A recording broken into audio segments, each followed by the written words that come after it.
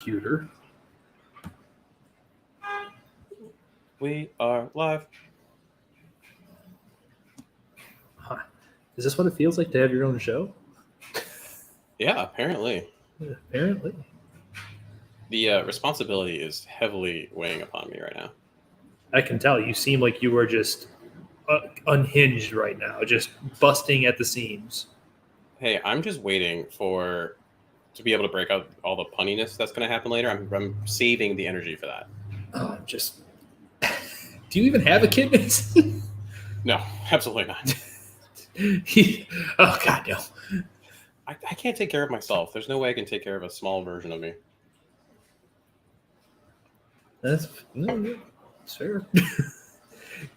Do you see by. where we have? Do we see if we have any viewers? I don't know how to see that. Yeah, top of the screen says we have 3 viewers. I don't have that. Oh, interesting. Well, you're not cool enough, I guess. I guess not. Welcome the 4 viewers that heard Danny unable to know how many viewers we have. This is fun. I'm having fun. You get to see a little of the kind of behind the sceneness until we actually. Oh, look, we even got a little like on Facebook, I think. Oh, it was Lester. That doesn't count. Our boss, the boss. I was like, oh, this will be. Oh, that's really cool. Oh, okay.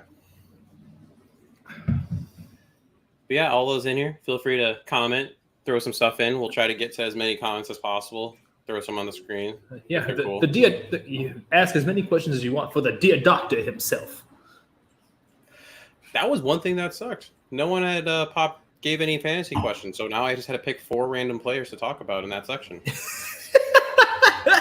So y'all get to deal with the ones that I was just interested in, and if you're not interested, whatever. Oh, when I was going through other matchups, I actually came to one, and I'm like, why do I do this to myself? Oh yeah, that section's gonna be great. It's gonna be terrible. Or similar to Bulls basketball about 3 seasons ago, so bad it was fun. Fun bad. There was a period of time, that first 2 weeks, 3 weeks, where Bulls basketball was awesome. And then it went away, and then came back over New Year's. Well, why don't you tell how about you just tell all the fine, probably 8 listeners now, your thoughts on Lonzo Ball's summer while we've got 2 minutes. Oh. Okay, yeah. So we have 2 minutes until the actual Bears stuff starts. See, the 3 of you currently listening get to hear this. So the thing that's tough when it comes to that knee is that he had the meniscus issue and then he had the bone bruise. And when you have the bone bruise, especially, the knee doesn't have a lot of great vasculature, so not a lot of good blood flow. So a lot of cruddy stuff can build up in there. So he had that surgery. Cruddy stuff builds up. Then he tries to rush back a little too quickly, or relatively a lot too quickly, and all that stuff keeps building and building and building, and then they finally shut him down. And then, it's summertime, and let's be real, it's kind of, in my opinion, it's the summer of Lonzo. He decided that he was going to Scottie Pippen it and be like, nah, summer is where I want to jam out, and he was going to rehab on his own and just do what he needed to do. But it turns out, well, no, when you have that much gunk in the knee left over, like little floating bits of metabolites and bits of bone that's in there and all these other things. I was going to say the bone fragment that's floating around too. Yep, just hanging out. Yeah, and that's not going to go well. And after a month, 2 months, someone should have stepped in and said, look, this isn't getting any better. The fact that you can't run is a huge problem. I have this 16-year-old soccer player with a grade 3 hamstring strain. He's currently back to running pain-free after 1 month. If that doesn't show the dichotomy of those situations and the fact that surgery should have been done sooner, I don't know what will. Nothing. All right. Do you want to kick it off? Let's kick it 5 off. 5 o'clock. All right. Welcome to the premiere of Bare Bones. To IR and back again.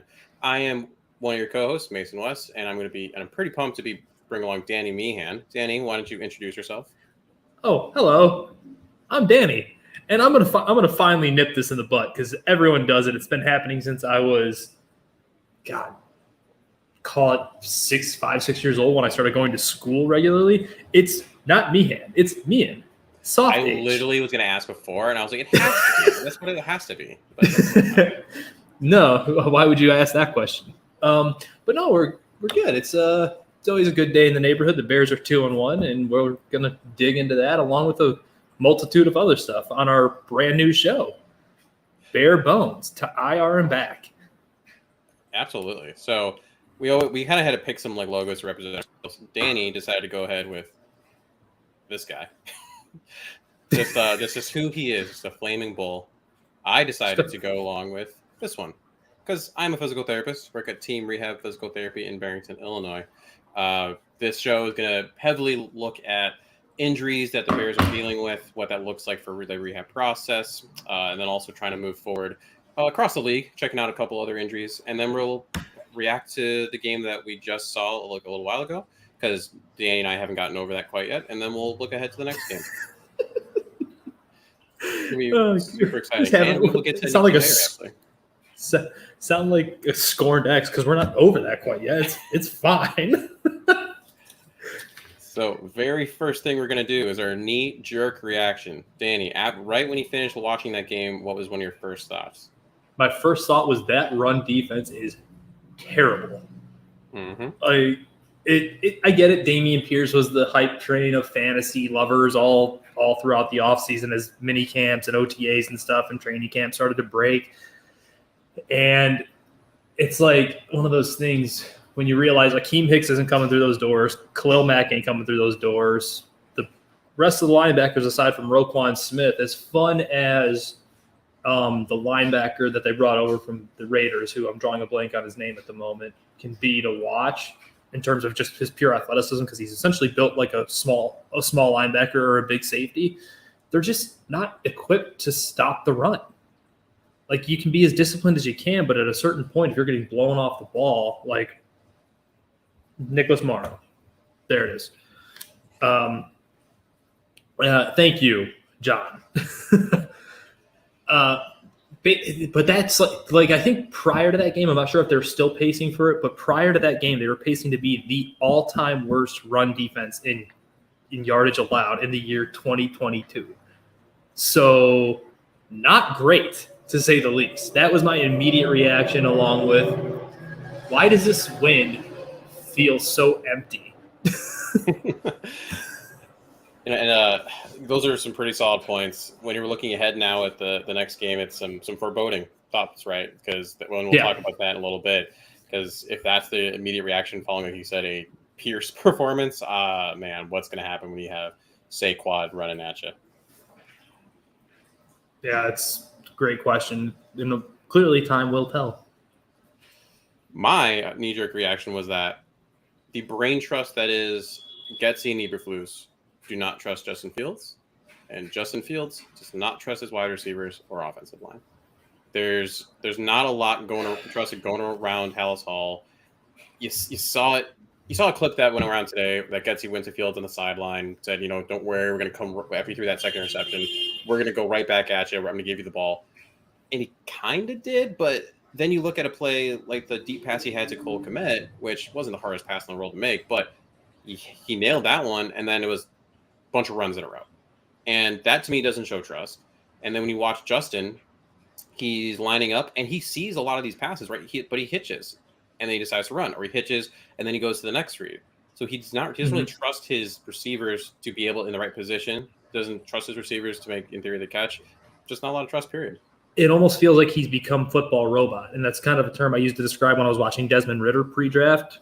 And I think if we were to get Jacob Infante in here, he would echo the same thing that I said to him on Lunch Pail, that it's just like it looks like he's so clearly thinking, don't do this wrong. Don't do this wrong. This is supposed to be here. This is supposed to do that. I'm supposed to do X, Y, and Z, A, B, and C instead of just, in essence, playing football.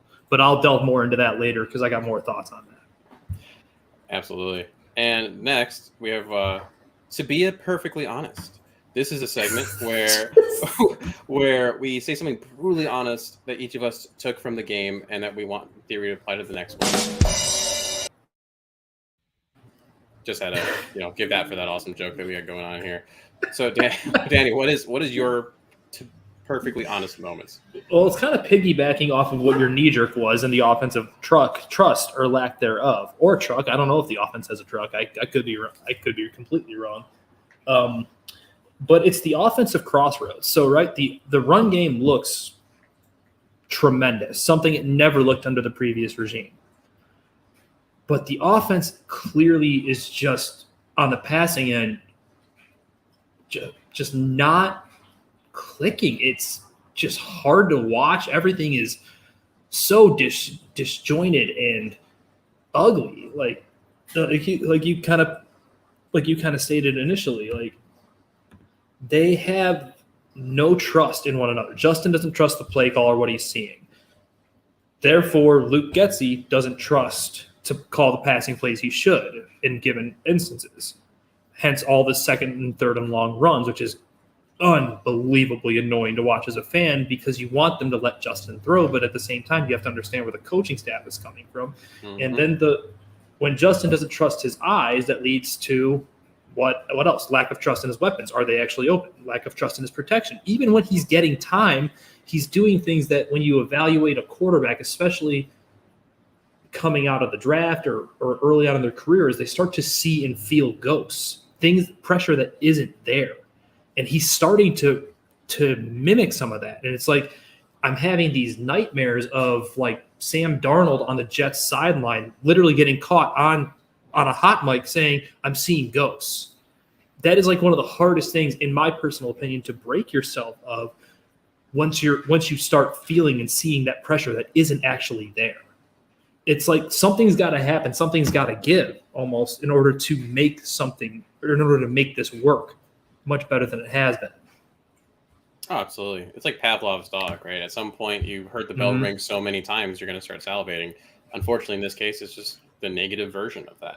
Right. And you just got to hope that the Bears can create enough situations that slowly gets pulled out of Justin, and then this trust we're talking about gets brought back. Yeah, hopefully it's just not too late. So my perfectly honest take, brutally honest, that I had was that David Montgomery may not get a contract extension, or if he does, it's not going to be the one he's looking for. And the reason I say that is now this is the second year in a row where Khalil Herbert, I got to say that right because Khalil is not right. It's Lil. It's Khalil. Khalil. Yeah. He's currently leading the league in rush yards over expected per attempt at 2.71. The other running backs right after him are DeAndre Swift, Tony Pollard, Saquon Barkley, and Chris McCaffrey, which some of those names are pretty good category to be along with. Dave Montgomery, unfortunately, is 23rd with negative 0.32. And then Jacob Infante had a really good tweet that talks about how Herbert is third in the NFL with 3.1 yards after contact per rush, and also third in attempts per broken tackle with 6.6. Well, now Monty leads the league with 4.4 rushes per broken tackle, but that's pretty darn close by Herbert. Herbert also ranks 10th in rushing yards after contact per attempt. Montgomery's 15th. Third in rushing yards before contact per rush attempt, only behind Lamar Jackson, DeAndre Swift. Montgomery is 41st in that category. And Herbert ranks 5th in average time behind the line of scrimmage, while Montgomery is 35th. So he's getting to that hole and bursting forward and has a little more speed than Montgomery does. Now, I'll throw the caveat in. David Montgomery is a leader in that locker room. He's a voice in that locker room, a veteran presence that you're not going to replace. And if you didn't bring him back, or if you didn't offer him that contract extension of some kind, you're going to lose some of that clout that you were able to pull away with Eberflus coming in with the hits and all that stuff. We also know the offense is going to do better with multiple running backs. We saw that up in Green Bay. They have two really good backs. One of them is currently being paid. The other one isn't. And the other thing is this injury history, right? I mean, he's always been able to bounce back. He's a cyborg. We're going to talk about that a little bit later. But, this is now the second year in a row with something potentially MCL related. He's had some nicks and bruises along the way. With Herbert's emergence, you're going to have a reduction in potentially the years and money that Montgomery's going to be offered, and he's going to take that. I mean, you're not going to give him some of these contracts. Sure. These top guys like CMC is getting $16 million average annual value with 4 years. Elliott's at 15.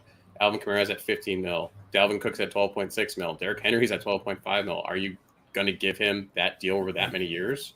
That's no. And then the question becomes, like, even if the production continues at the rate it is, what is the number you're even comfortable giving him to bring him back? And what is he expecting? Is he expecting 10 or 11? Or is he more in the realm of 7 or 8? I mean, It's one of those things, like, I'm very big into believing leadership in the locker room matters. And maybe that's a much more antiquated school of thought. But when you have a guy, like you brought up the hits principle, like who's willing to eat glass and run through a burning building to go play for you, that stuff matters. The clout, the belief system in what you're trying to do all matters. Yeah, and that's so important. You're still you're rebuilding. Let's not even joke around. Yeah, it's not a retool. It's not a revamp. They ripped this thing down to the absolute studs. You can see that with, like, let's use the Roquan Smith saga that went on at the beginning of camp. They're also not going to throw out money that they don't feel a player is worth, or that will hurt the team in the long run. So can the Bears find a middle ground with Montgomery that everyone's happy, or is there going to be like, no, I deserve X amount, and they're going to balk at that and say, okay, well, we got Khalil. And to be clear, I'm Mr. Pro player. Go get every dime you're worth. You have a finite number of years on this career. I mean, we're seeing it right now. We don't know how long he's going to be gone. He's a running back. He's going to take hits. That's just what they do. Absolutely. Our next segment. What do you find humorous? I found to be humorous, and I'm just going to keep it simple, going into halftime with all of your timeouts. I get it. There was a lot of rockiness in that first half. You didn't trust what Justin was able to do getting down the field. You didn't want to punt it back to the other team and potentially give up 3 points, but to leave with all 3 timeouts, that's just funny to me. Yeah, especially when you had, I believe it was a minute or so left when you got the ball back. So you could have at least tried to do something. You had all three of them. You don't they don't carry over. It's not like you get 6 in the second half there, Mr. Eberflus. What about you, Danny? What did you find humorous? On the rewatch, just kind of Cole Kmet, because it's kind of the same thing, different week, so to speak. The guy, his best friend is the ground, is what I've come to the conclusion of. That at some point in the play, he is going to end up on his side, on his butt, just he's just on the ground. Like, he's, quite frankly, like, I was never a fan of the pick, and I know bringing up his draft status at this point doesn't even matter. It's a sunk cost at this point. You just hope he becomes the best version of himself that he can. But he's just not good. And on the rare instance that he's able to have a target, it's an adventure if it's even going to be caught. Like, I just find watching him humorous in the way of you got to laugh to keep from crying almost. Because it's not just bad, it's borderline horrendous to watch him play football. And it's like, I don't want him to be this. I want him to be Rob Gronkowski or whatever iteration of a high-level tight end you can think of. He's just not. And it's frustrating. Time and time again. Yeah, time and time again. I don't know. That was what I found humorous, but it was like I said, I went from humorous to really sad. that wasn't funny at all. Laugh to keep from crying. Well, a less fun segment of our show, Concussed Corner. This is an area where something we did not like from the last game, a decision so odd that the decision maker must be concussed in order to make said decision. Now, Danny, I, in literally our first episode, have gone off the rails and went an entirely different route with this, so I apologize already. Mine was looking at the Justin Fields situation. So much as was made on the Bears Twitterverse and all that regarding press conferences, what he's saying, what he's doing. There's so much going on here, and not looking at the situation as multifactorial to me. Some people who are looking at this got to be concussed. For example, I look at that first interception, 2:55 left to go in the first quarter, right? Has Cole Kmet, sails the ball, first interception of his career for Petrie. And you go, and right after the game, Justin straight up gives the answer when someone asks him what happened on that play. And he says, Cole is my first read. I missed the throw. Interception. That should be the end of the story. Instead, the next day, 2 days later, it's just all of this, St. Brown, wide open, St. Brown, that would have been a touchdown. If your first read is open, right, boom, boom, first read, why would you not throw to that one? Why would you go to your second or third read, who might also be open? And admittedly, it was just a bad throw. It was a terrible better throw, and throw, he said as much. Yeah, if it was didn't he have to stop himself? Didn't he have to literally stop himself from saying the throw was ass, like to the reporter? Like I want to say that's something that happened. Regardless, like yes, it basically becomes the idea that hindsight's always 20/20, or hindsight analysis isn't analysis. It's just you saying what you think he should have done. Equinemius was not going to get that ball. His first read was open. First read open, ball out. That's the rule. Like would you love him to make the progression and just see Equinemius on the outside streaking? Sure. But if he completes the pass, you're not really saying boo. It's not the fact that he targeted Kmet. It's how awful the result turned out. Yeah, absolutely. And that's right. that's my issue with it. Exactly like right. you said there. If it's easy to go back and change things, be an armchair coach, head quarterback, however you want to put it. At the end of the day, though, again, if that pass was completed, no one would have been bringing this play up. We would have moved on. And so we can't look for what wasn't necessarily there. That's all. What do you got? What's your concussed corner thought? It doesn't need much recovery. It's the same thing you kind of brought up in our last segment. It was the carrying 3 timeouts. Why? Why are you not at least trying? Like, that bugs me to no end. Granted, it's part of the nature of some coaches, and defensive coaches tend to be, play safe, just get to where you need to go and try again later. But at a certain point, you do need to evolve. And, it's not like he's new to this league. He's been in the league with a very, to my knowledge, forward-thinking head coach in Frank Reich, who does believe in aggression and trying to make things happen. But that isn't what happened. So it doesn't need much more covering on our end. You brought it up. That was kind of my concussed corner, and there's not much else to say. Use the timeouts, try to make more plays. That's what it comes down to. Very good point. Next, we're going to move on to our jaw-dropping stat. This could either be from the last game, something that leading into the following game, the season as a whole. Boom. My jaw-dropping stat, I got to pull it up because actually it's a nice little visual here. Oh, so, look at you. This was something that came from a Timo Risk's post. Risk, I'm butchering the last name, so I have no idea how to actually say that. But it's at PFF_Moo. What a great handle. What you can see on this is essentially what happens across the league with every single pass.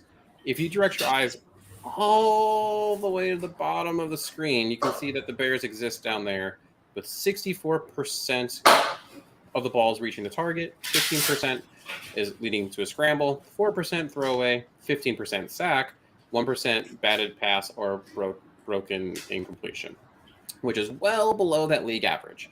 And if you look at that green bar, which how many are getting to the target, that's nowhere where you want to be in this league. That's not what you necessarily wanted from Justin Fields in year 2.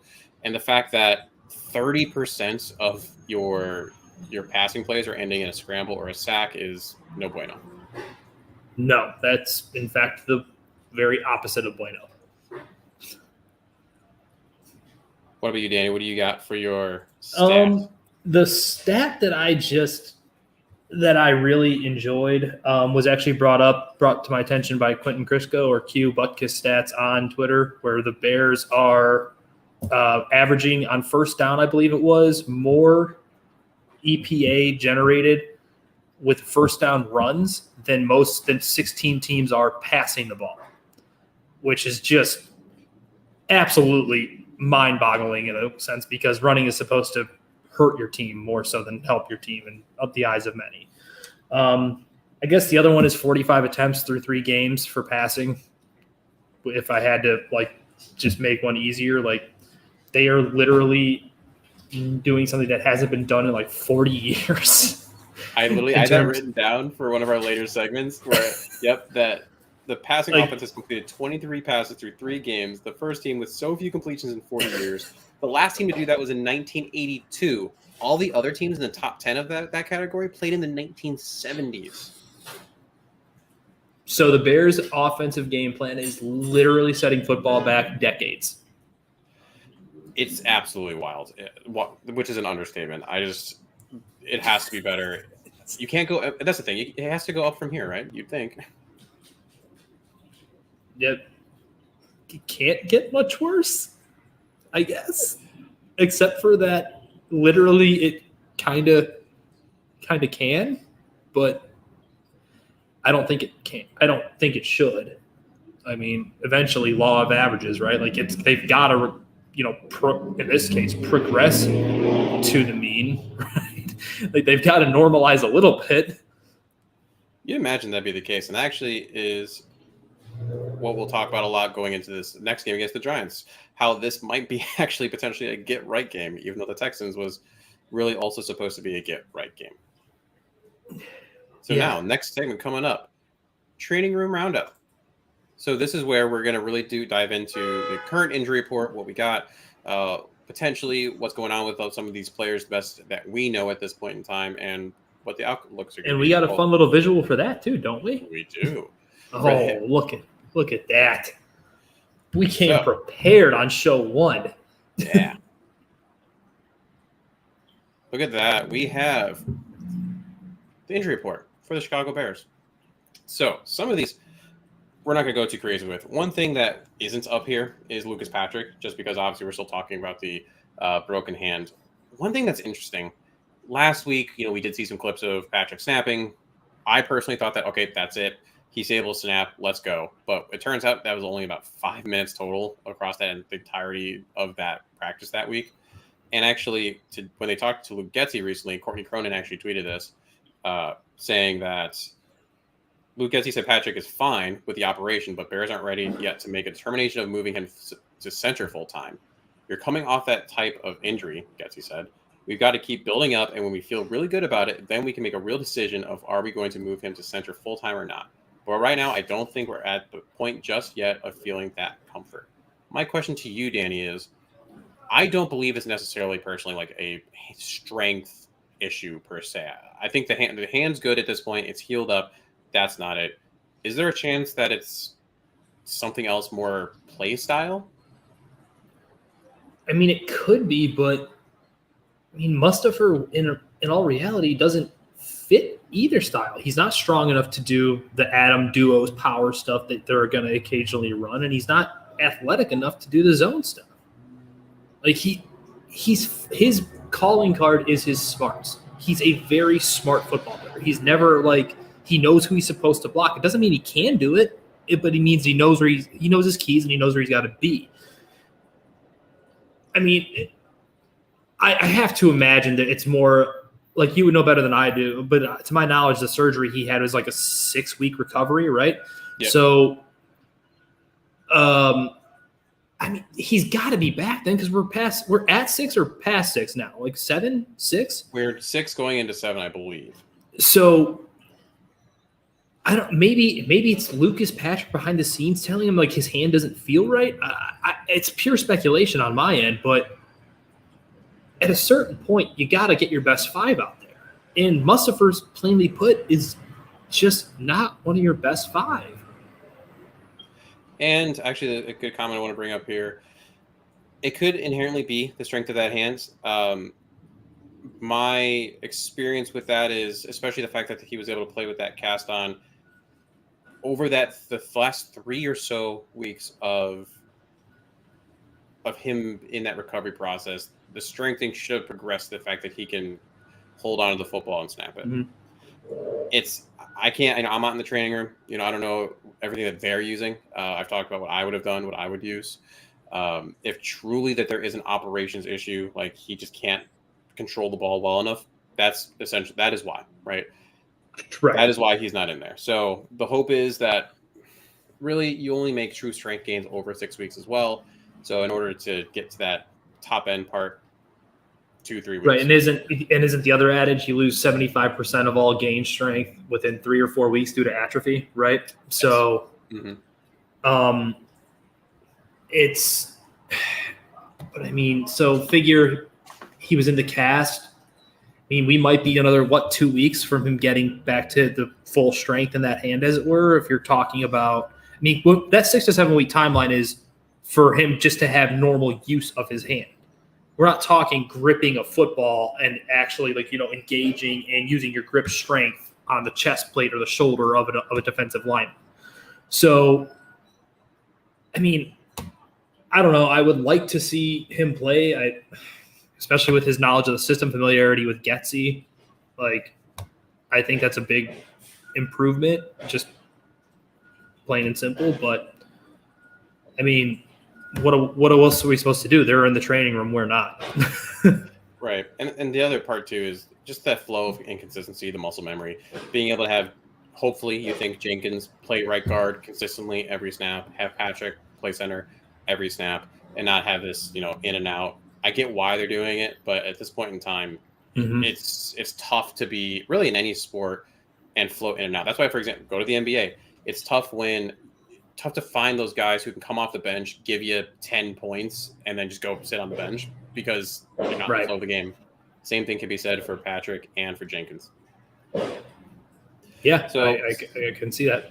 Some of these other injuries we're not going to go heavily into because they're kind of nothing's going on with them. Matthew Adams, Dan Cruikshank, with those hamstrings, you can kind of connect that to Bayless Jones in a way. They're not going to be back anytime soon. They didn't participate. Moving on.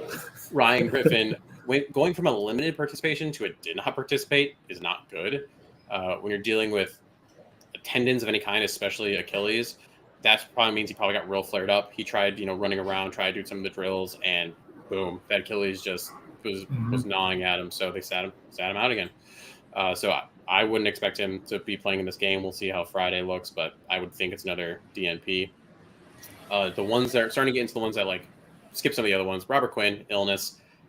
Who knows what that is, right? Could be a stomach bug, could be a cold. Whatever. Yeah, that's to me very non-worrisome. Cairo Santos on the DNP for personal reasons. Again, don't read too much into it. And then Sterling Weatherford, while interesting and has a lot of interesting tools, Colts have talked about how they wanted to sneak him back onto their team after cutting him onto the practice squad. It's also one of those things where he didn't log a single defensive snap. Definitely need a bit more on special teams, of course, because you are missing a guy like Matthew Adams. But you'll live with that when you got the Jack Sanborn, perfect football player sitting right there for you. Perfect football player. I guess that begs the question: should we move on to the missing man, as it were, in Bayless Jones? Yes. So regarding Bayless, he straight up said he re-aggravated his hamstring a few weeks ago, and that was something that I had thrown out there when I was doing the podcast with Lester. The last two times we've done it is he just re-aggravated. It's a grade 1 hamstring strain, but the problem is, at the end of the day, when you are in the training room as either the as the athletic trainer, physical therapist, whatever the case may be, there are definitely things you feel underneath your hands, and that can give you some information, whether in strength testing and all that.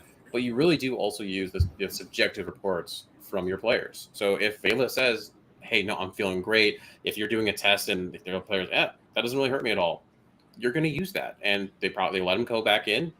He re-aggravated it. They had to bump him back down. Now we've seen a lot of videos recently that have actually shown him really ramping it up. He could play this week. I want to see what Friday looks like before I can say for sure, but there is a chance he will actually see the field. And to that point, I really want Bears fans to temper their expectations on what he's going to do, especially right out of the gate. Could he end up being otherworldly and just this thing no one saw coming for the most part down the line? Sure, he absolutely could be. He would be quite literally at his age and production and all the time he spent in college would quite literally be one of one to do that. But I hope that is the case. But you're talking about a guy who hasn't frankly played much, let alone practice, who's based all on speed, who hasn't gotten any reps with the first team or second team, really, aside from the one preseason game where he might have rushed himself back because he seems like that kind of person where he's going to, the second he feels like he's right, he's going to screw it, let's go, I want to play. And he's probably going to be at least at first during his quote-unquote ramp-up, I would guess more of a gadget where you're going to see him as a return guy and used in like jet motion and bubble screens and stuff like that, just trying to get the playmaker the ball in his hands because of just the pure threat of speed. I was just going to say the same thing. He's going to be even limited in the game, right? He's not going out there and running as many snaps as Mooney is. Same thing with St. Brown. He's going to be some more gadgety. Maybe he's going to do your kick return, punt return, which, that has not been good. Ted has not been it as a returner. Ebner had one okay one. The rest have been not great. He's not going to be running a ton of routes if he does play. So have tempered expectations. Look for maybe a couple boom plays. Yep, and maybe you'll occasionally see him on a fly. As the adage goes, speed kills.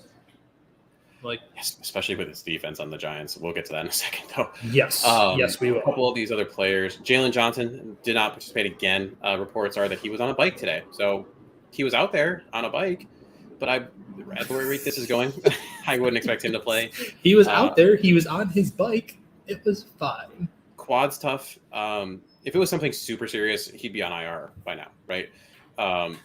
Most likely a grade 2, 1 or 2 strain, or like maybe even like I wouldn't even want to say bone bruise because that would most likely be IR at this point because that's a 4 to 6 week at a minimum, more like 6 to 7 healing process. So more likely than not, he's not going to play in the game, but he's kind of moving in the right direction. David Montgomery, he's still listed as ankle knee, even though Eberflus talks about him as being just ankle, which is interesting. The other thing that's odd, and actually the next part we're going to bring up here, boom, we got video.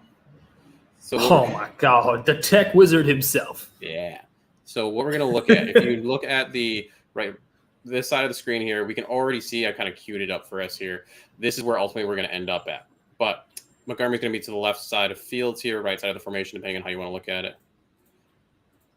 Fakes that play action, goes to block Petrie coming off the edge. Yep.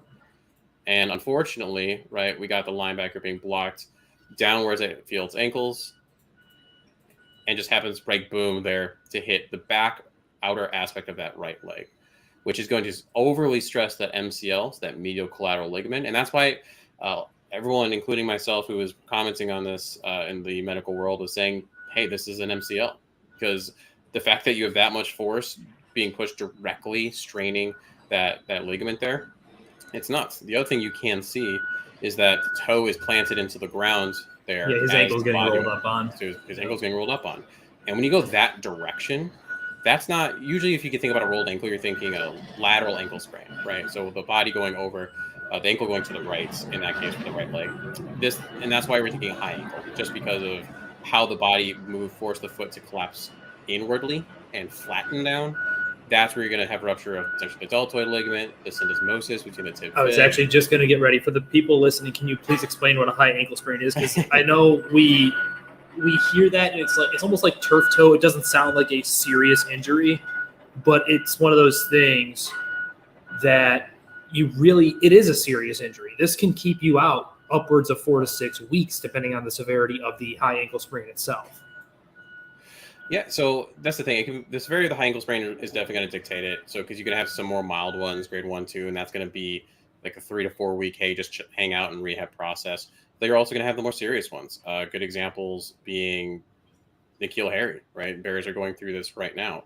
And then, or when it comes to Mac Jones, I mean, that's a big difference going on right there for him because he's got a severe high ankle sprain, which is when the talus, which is this dome-shaped bone, goes straight up into your tibia and fibula.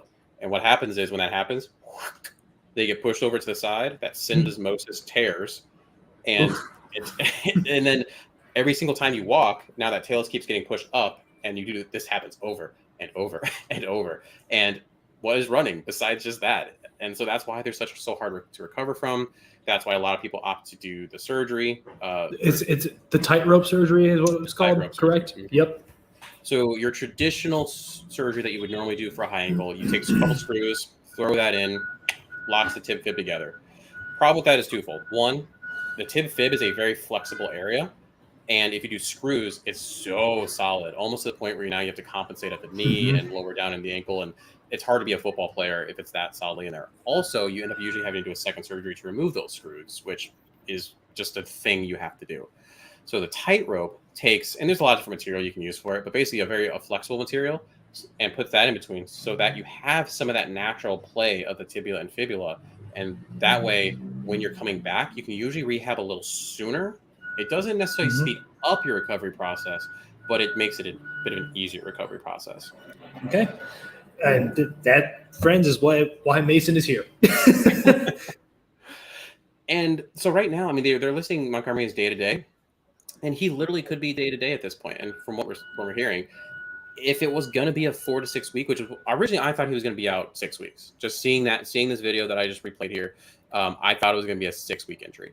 But the fact that they haven't thrown him in IR, even though he had a large man just collapse on that leg, he's a cyborg. He's right. Away from tons of other injuries. He's almost like Wolverine in a sense, where it's like anything that should keep him out longer doesn't. Like there was that, even I think it was his rookie year or his second year, where he like had his knee buckle inward and down onto the turf, and he just popped up. Like, why are you up? Like, you should be writhing in pain. And so John had a good comment here. Do you have to list all the injuries? I saw that. One, you do have to list them all. If it's significantly different body parts. So if someone had like shoulder and ankle, you're really supposed to list them. Technically, you can get away with not if you're going to claim, well, the shoulder wouldn't have held them out but the ankle was bad enough that it did. So there's a lot of games going on with these teams. You can't take it all at face value. It's mind games. Yeah. I mean, that kind of covers it, right? With the injuries, or we got anything else to cover? The injuries, and just real quick, just to look at the New York Giants. Ignore that Atletico thing down there. Don't go there, PT. They're not good.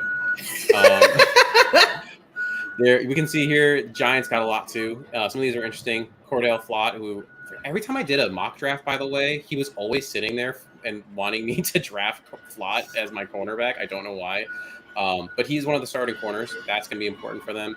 Wan'Dale Robinson, who I know is your bay. He hasn't participated. He's been out for a couple weeks. I don't want to talk about it. He does not exist to me anymore. Kadarius Toney. I mean, like every one of the receivers is hurt. And Kadarius Toney does not exist to them anymore either. Yeah, I don't. They just don't. They don't mess with Toney anymore. I don't understand it. He barely played even when he wasn't hurt. Leonard Williams, if he doesn't play, that's a big one. We're going to get that's their run stopper. Yep. So. We'll talk about this a little bit when we preview the game, but they are also suffering from the injury bug at some key positions. But yeah, That's what we got. So all right. What's next then? What else do we got on the docket? There we go. I figured out how to hit that button. Look how smart I am. Next, what we have is a little trip into thought process for fantasy football. Do you like my Pegasus bear? It's a bear assist, all right? Bear assist. That's actually bear ursus. Damn it. No, that's just bear. So we're going to do that. No one submitted any, so we're just going to do a quick run through for some of these. Sure. This is going to be new to me. I haven't even seen these. Sterling Shepard. We just saw that. Didn't participate. Well, that's because has a ACL tear and is done. And prayers out for him, man. That guy is a solid NFL football player and clearly well respected around the league, and just can't catch a break. And the other individual we're going to look at is Saquon. Important for this game coming up too, right? He had that ACL tear against the Bears back in October 30th, 2020. A couple of questions I did get about him in general were like, why is he all of a sudden back, right? So 2021 he was playing, but he wasn't doing too great. And that's because really you're not back to your 100% until 2 years post-op. And look where we're at, 2 years post-op. Players rush back far too often. 1 year, you're chilling at about usually 75, 80% output, strength, etc. So in a perfect world, you'd wait a little longer. But as of right now, Saquon is back to his Saquadness, as we talk about. So, also, Tua. Let's talk about Tua real quick. Let's talk about Tua. He's expected. I didn't know back injuries make you dizzy. It's crazy that you fall on the ground, bang your head, shake your head multiple times, and the reason you're stumbling is actually due to your back spasms. And in doing this too, your back spasms make you shake your head. It's weird. So if our sarcasm didn't show it, we both don't believe it. Anything that they're saying. No way. Absolutely not. The NFL has tried to get around this and try to prevent this, I should say, by having an independent neurologist on site. The independent neurologist did clear to said that he did not have the concussion, and he's back. Now, the reason I wanted to talk about this was specifically because the process of getting back from a concussion, even let's just ignore for that game, like for the next one, is a bit arduous, because once you get diagnosed with that, you have to go through multiple steps. First, just everyday activities. You can't get any symptoms, dizziness, headaches, nausea, light sensitivity, noise sensitivity, all those things. Then you have to be able to do light cardiovascular work, 5 to 10 minutes, no weightlifting, and with no symptoms. Then moderate activity, where you get your heart rate up with body and head movement, like jogging, running longer distances, moderate intensity weightlifting. Once you clear that with no symptoms, then you can do finally heavy non-contact exercises. Then you can finally do heavy contact exercises and do some of your actual football drills and stuff, practicing full contact, and then you can finally go back to playing. So you can see how that would take time, because in theory, one of those at least should be a day at a minimum. So if you got diagnosed with that, especially on a short week, the fact they're playing tonight, I'm not gonna lie, it doesn't surprise me that there's some questionableness in terms of getting him diagnosed with that in the first place. Truthfully, it's ridiculous. Like, this guy should not have been playing the second half. He probably shouldn't be playing this week. But, whatever. It's not my – I mean, I know Tua probably wants to play. These guys are the most ultimate – any professional athlete is typically the most ultimate competitive person you're ever going to meet. So, I mean, obviously he wants to, but I just don't think it's in his best interest at this point. His brain got scrambled, clearly. The people that need to protect the players, right, are the coaches, the trainers, the doctors, because the players want to play. We all, even those of us who participate in recreational sports, who are weekend warriors, we want to play. I feel attacked. Yeah, you should, because I know it's absolutely about you. And someone's got to protect them, because the players aren't going to do it. And I got this shirt. This is an Obvious shirt, obviousshirts.com. The guy that runs it is one of the best people I know, is an amazing person, and you should buy all of the shirts there. They're awesome. Well, obviously they should. Obviously. And then we're going to briefly talk about Justin Herbert, Rashawn Slater, right? So Rashawn Slater, bicep tear. Gone. In theory, I thought it was going to be done for the season, but the fact that he wasn't put on season-ending IR and he was only put on the short-term IR changes things for me.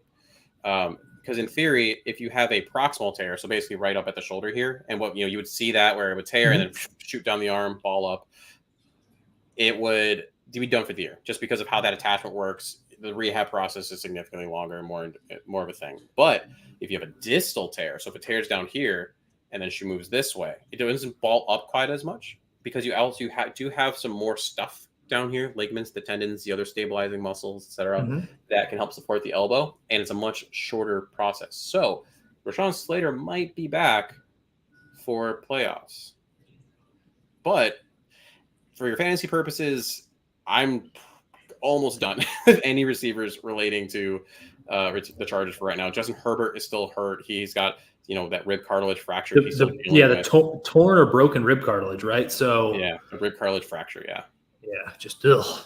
Which is honestly worse than fracturing a rib. The rib is much easier to deal with.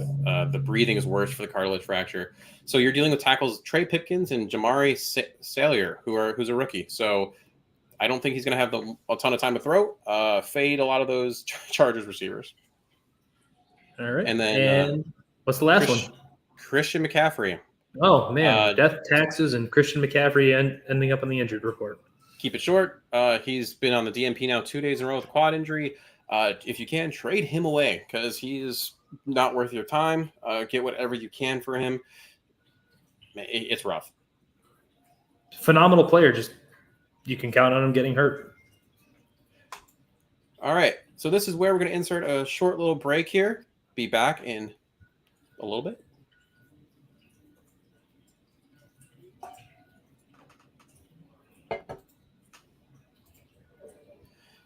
All right, now we transition to our preview section. So what we got here is what you need to know. Again, who doesn't love a little bit of the punniness going on here? Stop that. I've been restraining myself not to use it every single time, so you're gonna deal with it for now. You're not a real mom. You can't tell me what to do.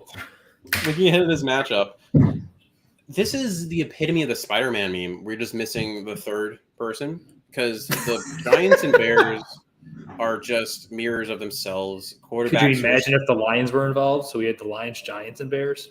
Oh my. Ah. Yeah, right. So, I mean, I just gave you a layup to use your dumb drum. You wouldn't even do it. I did. I'm trying to get through this. We're running long. The run games are good. The quarterbacks are struggling. The defense for the Bears is better. Let's not pretend like the Giants are anything to worry about. One thing that I did think was interesting. Again, I'm going to use Luke Getsy had mentioned that on his sideline talk with Justin Fields after the interception to Mooney. He said we keep it real. We talk about what happened. Hey, this is what happened. This is how we can avoid it so it doesn't happen again. And he's in that moment. He's basically a rookie, right? Even still, he's going through these experiences for the first time and then just think I made a really bad decision and then not really know why. I think it's important to make sure you're explaining them things that happened. So what stands out to me there is Luke Getsy looked at Justin Fields as a rookie. I've said this for pretty much the entirety of this season, year one, preseason, etc. That year with Nagy was a waste of time. A waste of time besides just him getting beat up for no reason and maybe learning kind of a little bit how to operate as a quarterback in the NFL in general. But that's limited. Yeah, I agree. So we're going to go to some of our specific stuff here. Our next one is called Love It, Hate It, Rehabilitate It. What this section is going to be is we're going to have one matchup, something of that nature that we love, something that we hate, and one that if we were the coach, we would rehabilitate. We would fix it. So, Danny, what's your love? My love, the running game. It's firing on all cylinders. They're blocking it up well. Khalil Herbert has been an absolute revelation to this juncture in the season. And it doesn't sound like Leonard Williams is in any sort of position to play at this very moment. I mean, obviously, we want to see what the Friday notes and from practice hold, but him not being in there is a big deal. And Kayvon Thibodeau coming back from, I believe it was his MCL injury as well, right? Yeah. Probably still ramping up, and he's not Kayvon Thibodeau yet. He's not that level of athlete yet because his knee is probably still feeling a certain kind of way. And part of, as well, you know, probably better than most of us with rehab and getting back to normal is it's mental. You have to know you're back to being you. So he's probably got to get his wind about him. He's got to feel like he's Kayvon still. And I think the running game is the thing to love. What about you? I have the exact same one. I mean, Bears currently have the second ranked rushing attack. The DVOA rated 6th with 12.8%. So that means they're 12.8% better than the average, which is pretty darn good. And the Giants ranked 28th overall in defensive DVOA and 28th in rushing DVOA. That's not very good. So when you combine those two things, what's not to love? Right. My hate, there's not a lot of hate about this matchup specifically. So because I was looking across the field, right, at the Giants, and there wasn't really anything I was like, oh my God, that's terrifying, or that's going to mess the Bears up, more so than what the issues that they have. The thing that I'm going to hate about this is I think the Bears are going to rely heavily on that run game. And to me, I don't want it to be too much where it becomes a crutch. I still want Justin to throw. I still want him to look and take an opportunity of a defense that isn't necessarily that great against the pass either, and use it as a launching point. Because if it's 3rd and 8 at the from the goal line, I want Justin throwing that ball. I don't want that to be a handoff. I don't even necessarily want it to be a design QB run at that point. I want Justin to diagnose, drop 3 steps, plant the foot, throw. I agree. So, as opposed to you, I actually have something I really do hate about this game. So, in a world where defenses are going very much back to too high, so cover 2, cover 1, some variation of cover 4, cover 6, where they roll the second cover defender back up to split the field in half at the top. I really, if you cited PFF Moo earlier, well, he had another stat of quarterbacks under pressure, and quarterbacks under pressure, Justin is again the worst in the league at. Wink Martindale is the antithesis of everything today's league is doing, where he is just sending the house. This is what he does. 44% blitz rate. He is bringing pressure, and he's trying to make life hard. This is where it's like, so it's kind of, bringing pressure is a double-sided coin, right? Or a double-edged sword. It can exploit the offense and really cause problems and fits and everything. But where it should almost, you would think, benefit Justin is his athleticism, his ability to get out and make something happen. And it's where when you bring that together, it's like you almost want to, you want to make them pay. And it's hard to envision it happening with how Justin clearly lacks trust in himself right now. He's a guy who clearly is used to being the best, and he clearly is having doubts within himself in some capacity. I'm not a psychologist. I never claimed to be. But just listening to him, like, and I don't want to be the body language guy where I'm like looking at him on the sideline and stuff. But that's kind of like, it's easy to see where he's clearly he's up here. This isn't new. This is new to him. And Nomad had it right. Wink is zero blitz drunk. He did it last year to Lamar in the famous or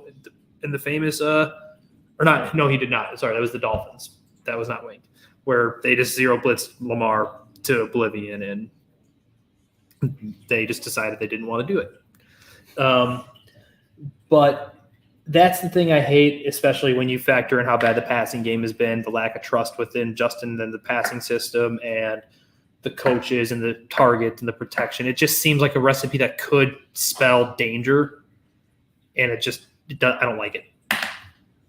Totally fair. I agree with all that. My rehabilitate it. I want them to, if I was the coach, I am focusing on two things. If you look at next gen stats, they're focused on time to throw and aggressive throw percent. Who has the longest time to throw in the NFL? Danny Dimes himself, 3.13 seconds. Hell yeah. Next, unfortunately, is Justin Fields at 3.06. Now, obviously, it's going to take it scrambles. Obviously, I threw that one PFF Moo chart up there. A lot of that scramble is going to extend that time, but that's a part of it. He's not getting the ball out. So I need Justin to have a couple more of those layup throws. And I know you and I talk about this all the time. Get some of those easy ones. 1, 2, 3, throw. 1, 2, 3, throw. Not everything has to be so hard.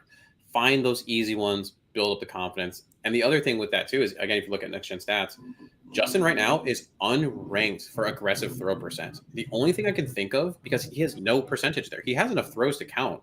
But the fact that they're looking at his throws and basically saying that he has not attempted an aggressive throw, so he's essentially at 0%. So he's not throwing into any tight windows, which goes back to that general talk of confidence. Yeah, it's oh god, that's tough to hear. I guess that leaves me for my rehabilitate it, and it kind of goes back to Justin and kind of piggybacking, I guess, a little bit off of it, but it's something where coaches think they can fix everything, and to me, it looks like Justin has gone backwards from under Nagy to now. And we all lauded him for how his mechanics during camp and stuff and during the preseason looked so good because he was 3-step ball out. The hitch in it, the little hitch that kind of elongated his delivery looked to be minimized and almost gone. And it looks like he's become a robot. It was, like I said earlier in the show, and I want him to just play. It's one of those things, yeah, you hate that he holds the ball. Yeah, you hate that he doesn't do this, and that he locks onto his deep target sometimes. That's the nature of who he is. But when you factor in that nature, the way he's wired to play football, and then tell him, now you're thinking about your feet, you're thinking about your arm angle, you're thinking about this. He threw and played a certain way his whole career. His quote unquote, his general motor programming to do a certain motion to play was a certain way, and he tried to rehab it over the course of an offseason. That is hard to do.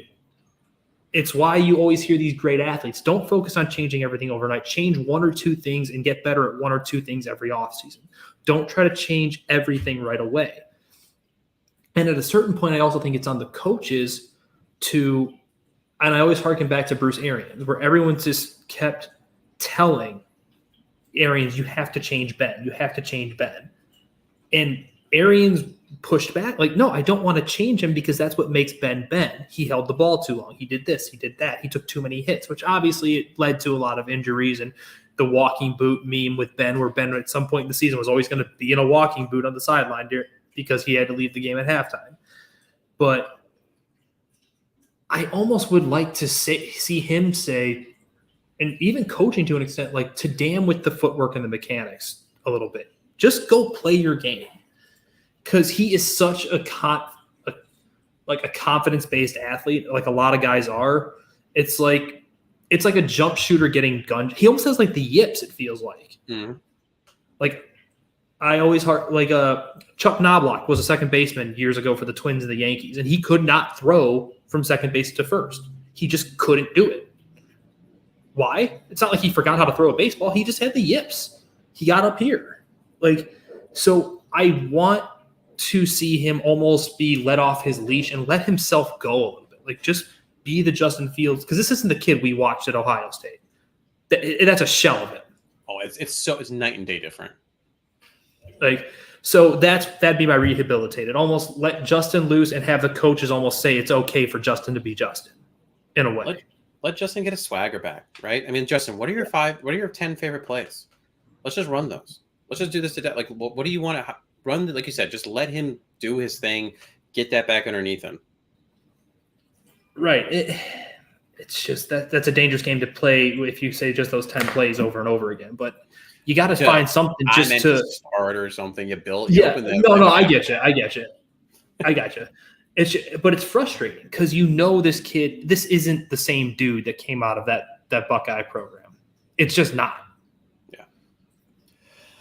Well, that will lead us to our next part, which is the X factors for both the Bears and the Giants. Who do we think is the most important person, the most important concept that is going to give this team the edge? So why don't you start? Who is your X factor for the Bears? The X factor for the Bears, it's Justin, plain and simple. Like, it's easy to point to Khalil Herbert. Well, it's been good. An X factor is something that you need to have happen to win. I think Justin needs to be better for them to continue to potentially win going forward. I'm not like saying anything earth shattering here, and then I think the other one that I kind of played with, even this is me saying don't expect much. They're going to build Bayless into this game plan if he plays in some way, shape, or form. And that he's one of those guys, you give him, 24 inches of daylight and he could go. He is that kind of fast. He is, as one of my old coaches used to say, F you fast. So that's another one to look out for. I'm not expecting much of him, but I could consider him an X factor. How about you, Mace? Actually, my X factor connected to your first one a bit, where that'll help Justin. So mine is the pass rush. Can the Bears get home? Because via Pro Football Focus, the Giants currently rank 32nd in pressures allowed per dropback and 31st in sacks allowed per dropback. So it's, in theory, time for the Bears to pad their stats, because then you can flip the field, right, get some shorter fields that you have to travel. Because right now the Bears are going so far every time. It's like a 95-yard drive every dang time. And so if you can reduce that with some sacks, some pressures, that'll help Justin. I agree. How about the X factor for the Giants? What do you think? Bouge. X factor for the Giants. I took the low hanging fruit on this one. It's Saquon Barkley. Giants have third most explosive run plays in the NFL, 10+ yards with 17 of them. If the Bears somehow, and actually, so here, this was a question I meant to ask you earlier. What to you? What is the highest at its highest point? What stat line would you have for Saquon Barkley, knowing and be able to say the Bears contained him? He did this, and you're like, all right, that's containing Saquon Barkley. If you keep him under $120, like he's gonna run, and they're bad at stopping the run. He's gonna get the ball.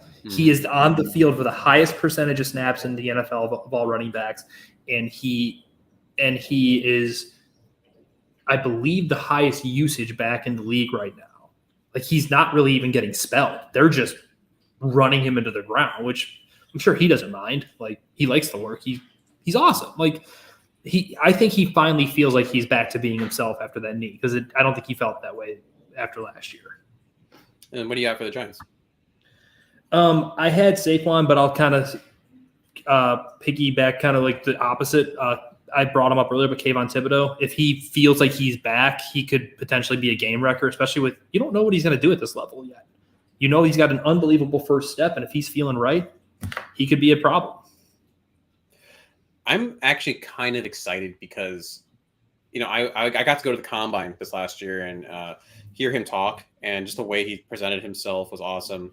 Seeing what he did on some of those field drills was awesome. And the fact that he had the injury he had was unfortunate. It stinks that him coming back against the Bears, but you know, I don't think he's going to do anything stellar, to be quite honest. Coming off that MCL, there's a lot more to happen before he's back to being Thibodeau. But I'll be interested to see what he can do for sure. Same. I really liked him coming out of Oregon. Now a little more focus back on the Bears. Who would you have as your offensive player of the game? So I'm gonna completely kind of sound like I'm being a hypocrite here, but I think it's gonna be Justin. I think he's going to look like a lot better from last week, and you're gonna see the flashes and almost like the joy of the game come back a little bit, because it doesn't look like he's even having fun right now. And I think that really matters. Like, you got to enjoy that you're doing this. It can't feel like it's always a job. You know, it's like going to work and hating your life. I don't know what it is. There's something about the way his press conferences have gone the last couple of days. There's something about just something in the air where I'm feeling that, like you're saying, this will be a game that he just says, you know, just flips the script and he takes over a bit, gets back to it. And no, it's not going to be, you know, perfect passer rating. It's not going to be 4 touchdowns, but I think we're going to actually see some of that Justin from last year and some of the Justin from Ohio State. So I had him as my offensive player of the game as well. Okay. Defensively, I have Eddie Jackson. There's not a lot of options on defense, to be quite honest right now. It's a lot I would of just like to tell these people that we did not talk that much before this show, and I'm gonna have to change my defensive MVP now. I hate you. Well, it's funny because there's like 3 or 4 it could be, but like Eddie's being, besides his interception, like, you know, that was great. He's been a bit of an unsung hero in terms of what he's been doing on the field. When you really actually break down the film, like what he can do and what he takes away is awesome. Has he had a couple missteps? Yes. I think it was against the Packers. He sunk in a little too bit on that deep pass, I think, to Sammy Watkins. I think that was a bit of a blown coverage on him. But overall, I mean, he has flipped around so much compared to last year. And if at the end of this game, if the Bears are winning, it's because Eddie Jackson not only did his job, but helped others when they have slipped up in their jobs. I have to agree with you there. So what do we got next then? King of the North, MVP? What we got? Who's going to be your King of the North, your most valuable player? Oh, sorry. My defensive guy, the other guy I had written down, because of how just buggy whipped Evan Neal's been getting early on and how productive in limited snaps Dominique Robinson has been. I think he could have a nice game lining up, because Robert Quinn only lines up on one side, and it's not Evan Neal's side. So I think you could have a game where if he gets enough snaps, he could really make life miserable, especially given the level of athlete he is, how explosive he is off the ball, how productive he's been in his limited snaps to start the year. So I'll go with him to be different. Yeah. Now for King of the North. Yeah. Now we got King of the North. I already put the bear up. We're not going to do it again. So King of the North, I have Khalil Herbert. This is also assuming Montgomery doesn't play. It's going to be my fear, like I said, for my hate is that they're going to lean so heavy on the run, because at the end of the day, it's the NFL. You want to win games. Coaches want to win. Players want to win. The development takes a slight backseat here. So I think they're just going to feed him. And for all the reasons I said before as to why Montgomery may not get the deal he's looking for, this is why I think he'll be MVP of this game. What about you? Can I say how I like how self-aware Jaquan Brisker seems to be? Oh yeah, absolutely. I really think Jaquan Brisker could have a big game this week as well. And While I think the defensive player of the game could be Dom Rob if things go right, I think Jaquan Brisker is going to make things go right, and you're going to see him wreaking havoc everywhere, especially with how bad those receivers are in New York right now, and how really, for all intents and purposes, bad Daniel Jones is. So I'll say tentatively Jaquan Brisker. So I'm sure my takes are going to age like milk because, football.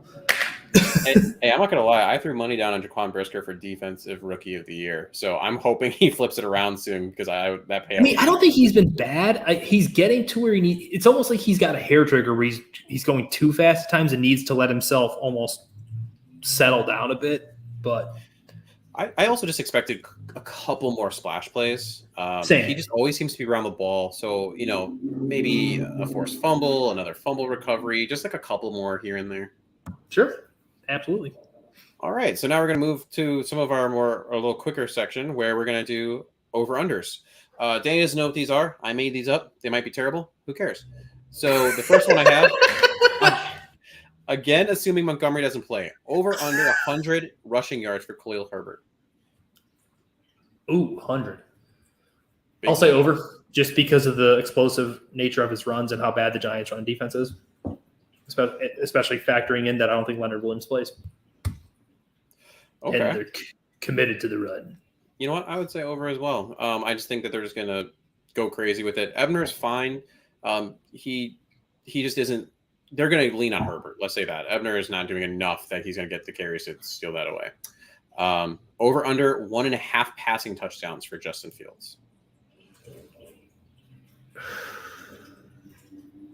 I'll say under because I do have him in my notes. Like I had a prediction of him getting 3 total touchdowns, but I thought 2 of them could be on the ground because it's just a way to get, score. Scoring's fun.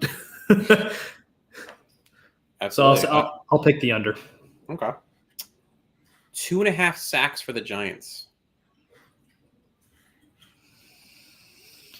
I think that's a good number. I'll say under. I think they probably get 2.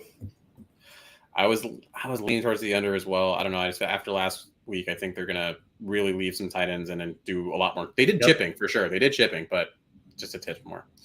Sure. Over under 3 catches for Darnell Mooney.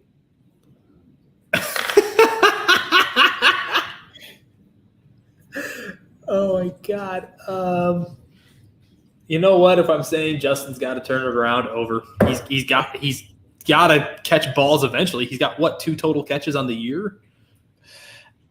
It was a rough number I gave you. So I would, if you're saying he's going to turn around, the over makes sense. If you're going by what's happened, it's the under. Yep. And a good point there by John. Teams are averaging 3.3 sacks against the Bears. Absolutely. That's kind of why I picked that number because it's optimistic. If you're thinking that they're going to protect Justin a little more, maybe if Justin gets rid of the ball a little quicker, you're going to take that under. But again, if you're going by the trend, you're probably picking over. I'm trying to not be Mr. Cynical right now. All right. Yeah, not everything. We just had Tiff talk about how everyone else is doom and gloom. Like we're trying to bring a little sunshine to this. Last one of the over-unders. 2.5 naked rollouts by the Bears. Naked. Under because they ran a lot of the naked stuff and they're just keying on it right now. I'm not sure if it's a Justin selling problem or if it's just screw it, don't bite. Tell the end, stay home. When he comes, crash down on him. Like, I genuinely don't know. 4 or 5. 4 or 5. In the last game. Yeah, I had it at 4 or 5. And then in the last one, Petrie just destroyed Justin because they knew it was coming. Yep, fun. All right, only a couple sections left here. Now this one, the name's going to change every time, as you can tell. But this is Bear Down or a Big Blue Giant Problem. This is the section where we have a list of players. It's rapid fire. So I'm going to say 1 player from the Bears, 1 from the Giants. Danny's going to say which player he would prefer to have on his team. He's a GM. For whatever reason, he needs to just take one of these players, slap them in there, and we're going to go from there. We'll react to maybe a couple depending on what he says. And you ready for the offense first, Danny?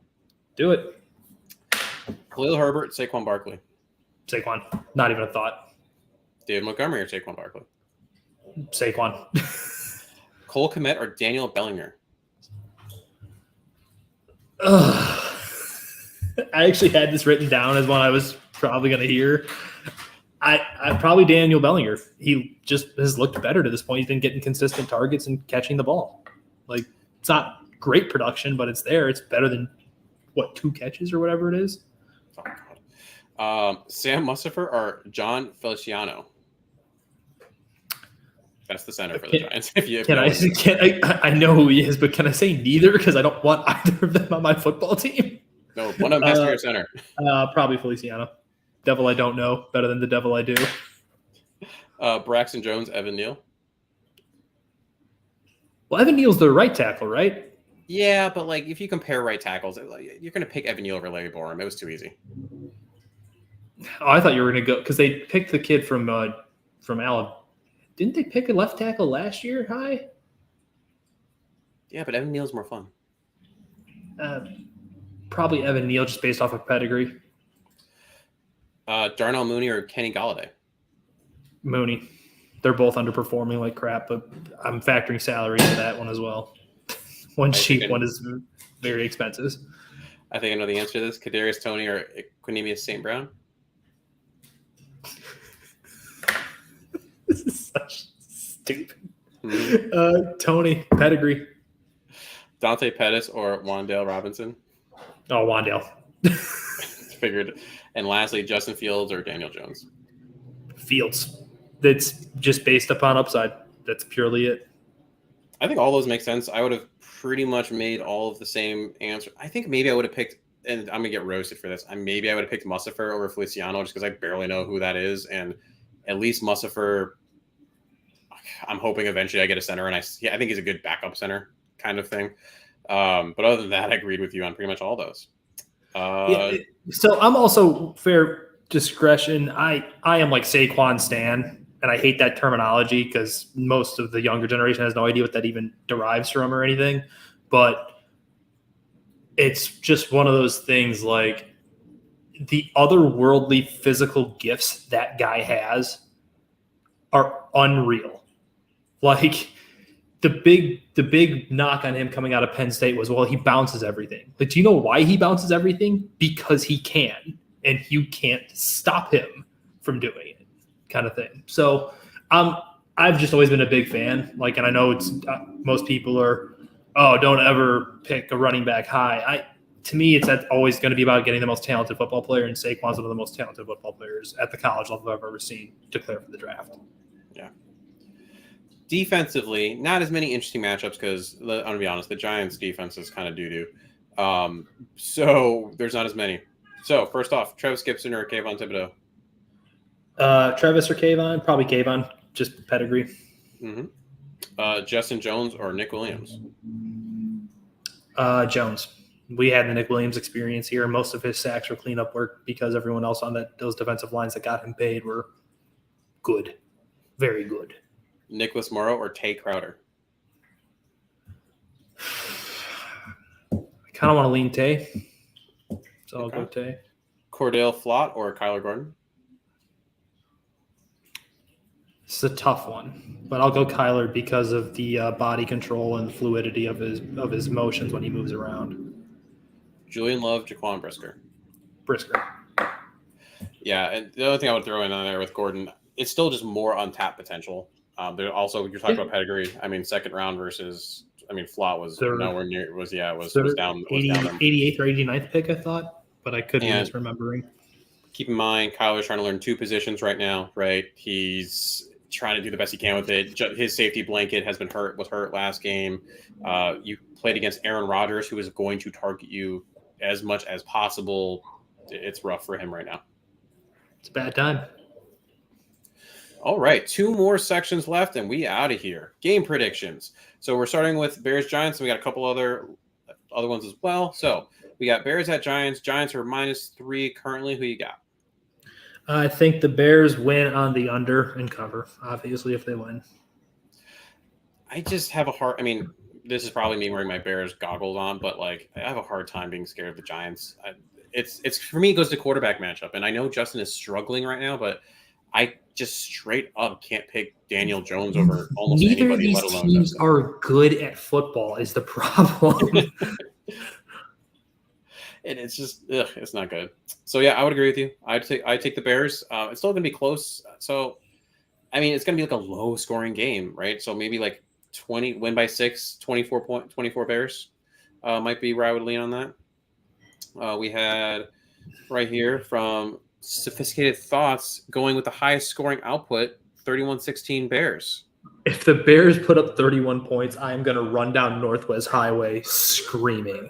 All right, you heard it here first. You're going to need a video of that if and when that happens.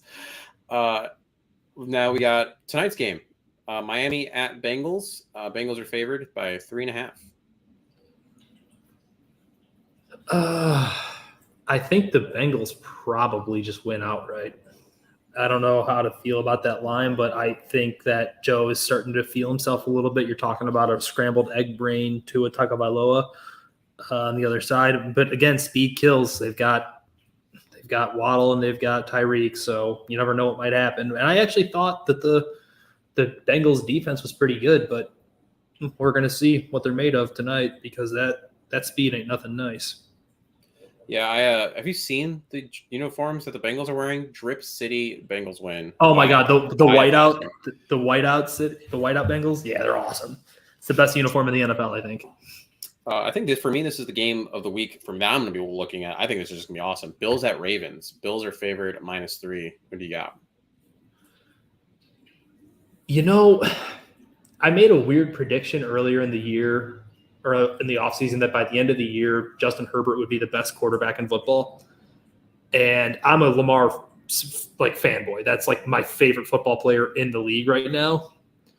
And full disclosure, I'm a Louisville Cardinal football fan, so that definitely plays into it. But I have a hard time. I don't think I've ever seen a quarterback on this level.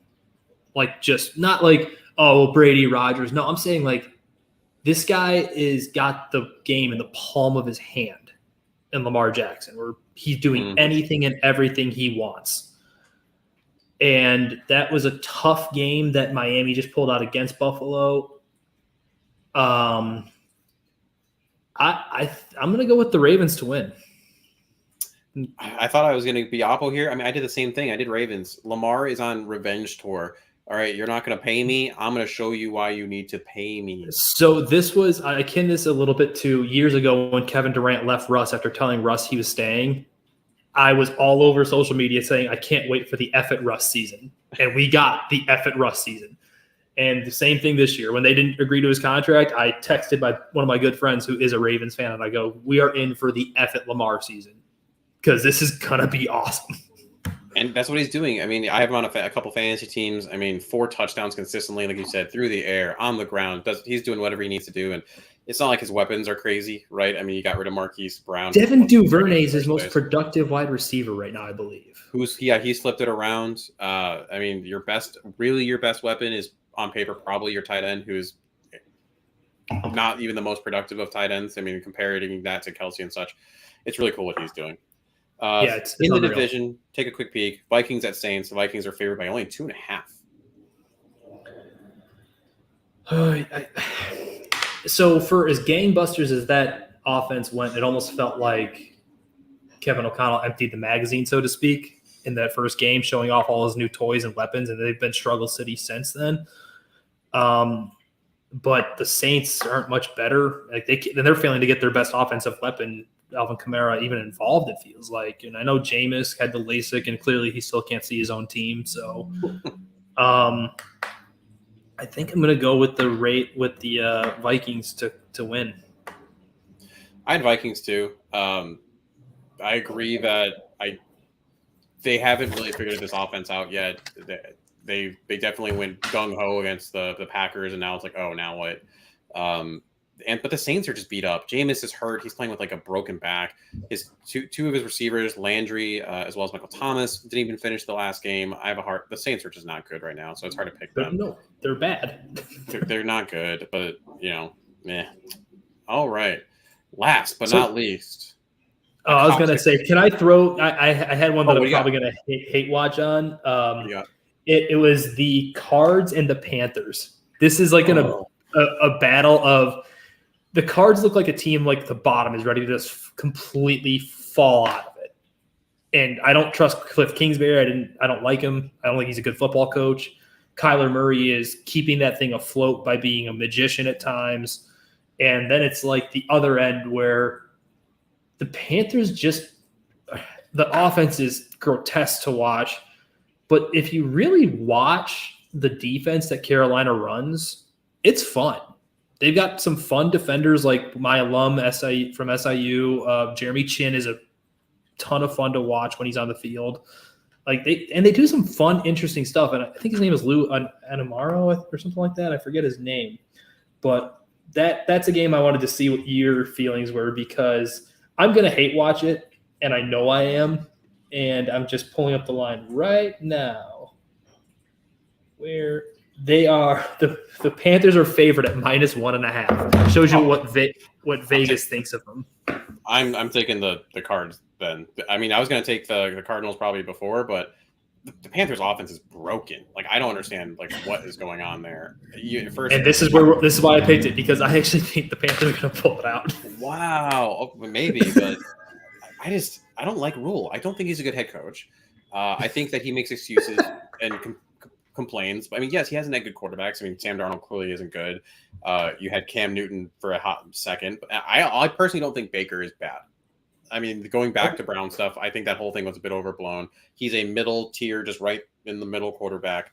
And yes, you got CMC hurt, but you also got guys like people are trying to leave that team. Like that team's falling apart. The defense is great. And that's what sucks is I can't remember his name, but whoever that defensive coordinator is, I hope when Rule gets fired, because not if, but when, that he can get another job somewhere, because that defense is awesome. And yeah, it's a lot of fun what they do over there. Yeah. But Kyler is just doing Kyler-y things. Maybe just he's playing a little less Call of Duty right now. And it's always the beginning of the year, so he's not quite, stuck on his Xbox quite yet. And he's not broken yet because he's small and he gets hit. Yeah, that too. But we teased it. A Cox, Six, and Bull story. We had to, of course, finish up with at least one more fun. If you're not familiar with the phrase, a cock and bull story is something unbelievable. So this is our bold prediction section. We got one offense, one defense. Danny, what do you got? Offense, I kind of let the cat out of the bag earlier. We're going to get 3 total touchdowns out of Fields. I predict 2 on the ground, 1 in the air. Again, it's going to age like milk. I'm sure they're going to put up a whole 18 points with 6 field goals or something like that, just to really make me hate myself. But that's how about your offensive one? My offensive one is that, oh, by the way, thank you, John. Thank you. Love the nerdy puns. I spent some time trying to connect. How do I make a Bears and injury physical therapy podcast combined? Puns what tied it together. You know what? You're my favorite person in the chat right now. Sorry, everyone else. But mine was that Justin ends the game with a passer rating of 80. That's bold for me, considering he ranks last right now with a rating of 50 and had a passer rating of 73.2 average last year. So if he can end with an 80 passer rating, pretty bold. What about your defensive one? I kind of, again, alluded to it earlier, but I think Travis Gibson and Dom are going to just make Evan Neal's life hell, because Travis has come to play since a pretty uninspiring showing, I would say, in San Francisco, which, again, it's hard to take that game for anything more than what it actually was because of the monsoon aspect of it. But I think both of them are going to probably have a sack. Travis, because he gets a little more, snap percentage, maybe 2 again. And we're going to see then the league is officially going to be, quote unquote, on notice of the Travis Gibson breakout season, because I believe he had 2 last week as well, if memory serves. Nice. Yeah, mine was so I'll relate to that. A little more big picture, I guess. Bears get 2 takeaways and 5 sacks. One of the takeaways being, I think they're just going to get after it. One of the takeaways being a Jaquan Brisker pick. I think he's due. Like I said, picked him for Defensive Rookie of the Year. He just has a knack for being around the ball. He did that Penn State-Wisconsin game was a perfect example of it, of how he just is there. He hasn't necessarily been able to do that as much this year so far, but rookie finding his way, and Daniel Jones just kind of throws things up there sometimes. And these receivers, as we saw, are not great. They definitely challenge the Bears for lack of talent across the board, especially with the injuries they're dealing with. They got people just not practicing. I mean, I don't know who's going to roll out there. We'll have to wait for that injury report on Friday. So if you can't run in every single play in theory. So Bill Belichick nods in disagreement. Bill Belichick is the only way I can put that. But that's the show we have for you. Thank you for tuning in, everyone that stuck around. First one in the bag. Any thoughts, concerns, ponderings? Leave comment. No. I thought you were asking me. Oh no, your opinion's erroneous in this whole thing. Erroneous on both accounts. But yeah, like we always looking for feedback from y'all. Y'all are the things that keep us going here. And if there's anything else you want from this kind of thing, let us know. Other than that, bear down, everybody. Toodaloo.